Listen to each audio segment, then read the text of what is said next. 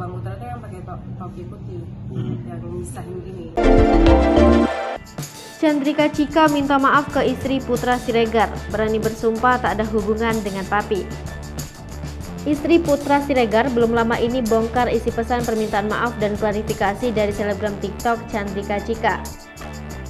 Pasalnya Chandrika Cika yang kini tengah heboh jadi perbincangan publik lantaran sebagai penyebab adanya kasus pengeroyokan terhadap Rico Valentino dan Putra Siregar.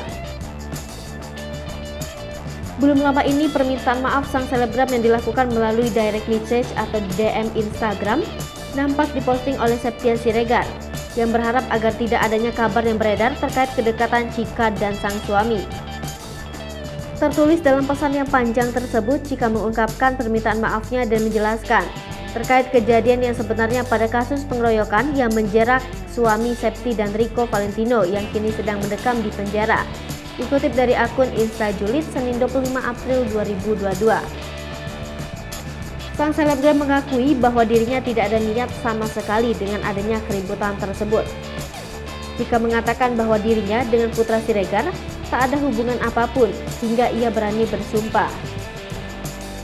Cika menegaskan bahwa suami Septi pada saat kejadian tersebut hanya sekedar memisahkan saja.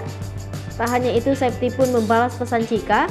Ia berharap Cika mengungkapkan semua yang terjadi sebelumnya dengan jelas pada pihak polisi agar meringankan sang suami dan Rico. Septia yang tak terima dengan perkara ini, ia lantas membantah bahwa sang suami kala itu jelas membela Rico lantaran melihat wajah-wajah Rico yang cukup babak belur. Septi mengaku bahwa dirinya sudah bingung menjawab pertanyaan sang anak yang terus mencari keberadaan sang suami.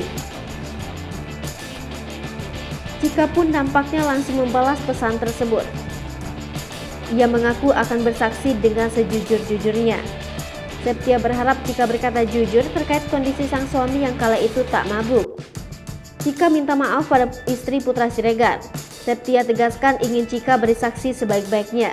Dalam postingan tersebut, Septia merasa sedih karena sang suami selalu jadi diserang.